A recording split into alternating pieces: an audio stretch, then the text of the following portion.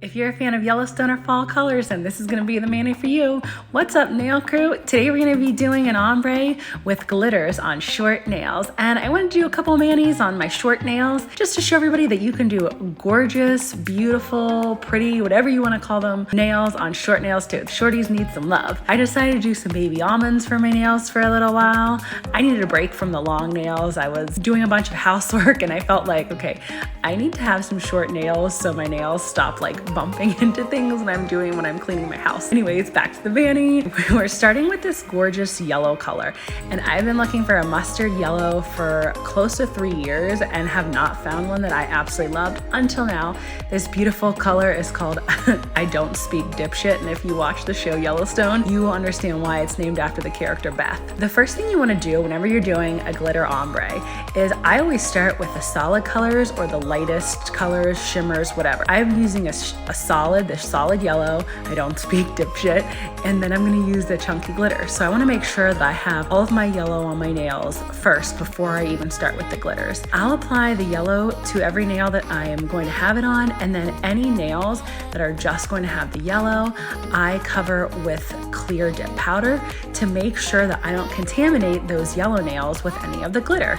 Now you'll see on my thumb that I don't even know what I did. I think I applied my peel base too thick and it looked a little funny and chunky. You know, if I was keeping my nails for a really long time, like if I wore them for a couple weeks, which I don't, I wear them for a couple days because I have way too many colors to only wear them for a week. The only time I wear my nails for a really long time is if we're on vacation. I just left the thumbnail a little bit bumpy in the back because I figured once I put clear dip powder over it and then I filed and buffed, it would be okay. And actually it was. You could not even tell it was bumpy after I finished putting clear over and activating a buffing. Back to the mani, and for the glitter ombre, I decided to do it on my ring finger, and you can see there that I did not apply the glitter the entire way down my nail to the cuticle, only on the first dip. Anytime I'm gonna do a glitter ombre, on the first dip, I apply the color over the entire nail. And then on the second dip, I only apply the color on the half or the top part or the bottom part where the ombre is not going to be. On this ombre, I was doing it from the cuticle line up, so I left a little bit of space at the bottom of towards my cuticle on my ring finger to leave space for the chunky glitters. And this just really helps me from getting my nails to be like super bulky, especially if you have short nails.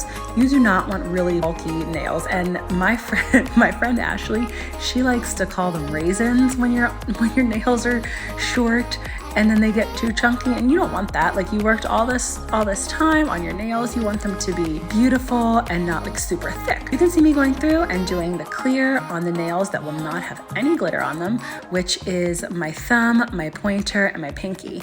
And I do the clear just on those, and then I'll brush off the excess clear and I'll activate. This way, when I go to do the chunky glitter ombre, I'm not going to get any glitters contaminated into my color dips.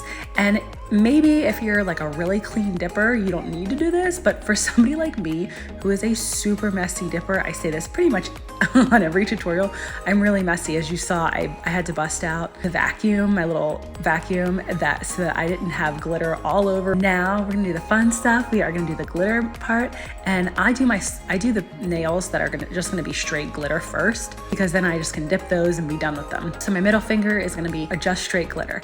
And whenever you're dipping glitters, you do not need to get full coverage on the first dip. You really want to get your full coverage on the second dip. Like, the first dip should just be cover the nail with the smaller pieces of the glitter.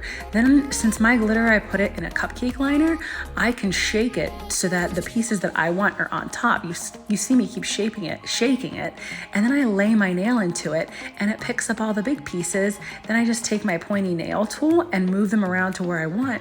And that's it for doing chunky glitter. Like, it is really that easy. So if you try to pick up all of your glitters on the first dip too, your nails tend to get a little bit thicker.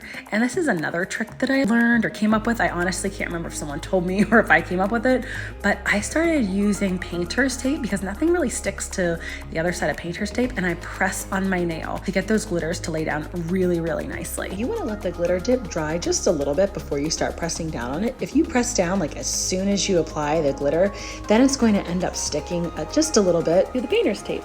Now we can start on the glitter ombre. You want to make sure that you apply your dip liquids over almost your entire nail, just leaving the very tip empty. And then you take a little eyeshadow brush. Whenever I'm using chunky glitters to ombre, I like to use a bit smaller of an eyeshadow brush. It just helps pick up the glitters a little bit better than when you use a fluffy eyeshadow brush. Once I get tapping, like you aim your finger down and you tap downwards. Don't be afraid of really dipping that eyeshadow brush into the glitter and tapping it on your nail, because that really will give you that beautiful like cascading glitter effect. Then you can take some dip base, dab it all over your nail, and put some extra of the glitter pieces into a separate cupcake liner or on like a paper towel or something, or a lint-free wipe, and use either a wax tool or an orange wood stick and pick up bigger pieces and just place them. Whenever I'm doing chunky glitters, the big chunky glitters do not pick up when I'm doing the tapping. Like maybe one or two will pick up, so that's why I always place a couple to really get that good chunky glitter effect. And you can finish with 1 to 2 layers of clear dip powder, and then activate, buff, file, and shape like you normally do. And now I'm showing the top coating. I just wanted to show the top coating for this tutorial because look at how much this glitter is popping. This is like one of my favorite glitters I have ever worn. It's called I'm Something Bad, and it's part of the Yellowstone collection, like I said earlier, and I am loving these colors. If you found this tutorial helpful, don't forget to like and subscribe, and check out my next tutorial on how to do a vertical ombre with chunky glitters. Thanks for joining me today, nail crew.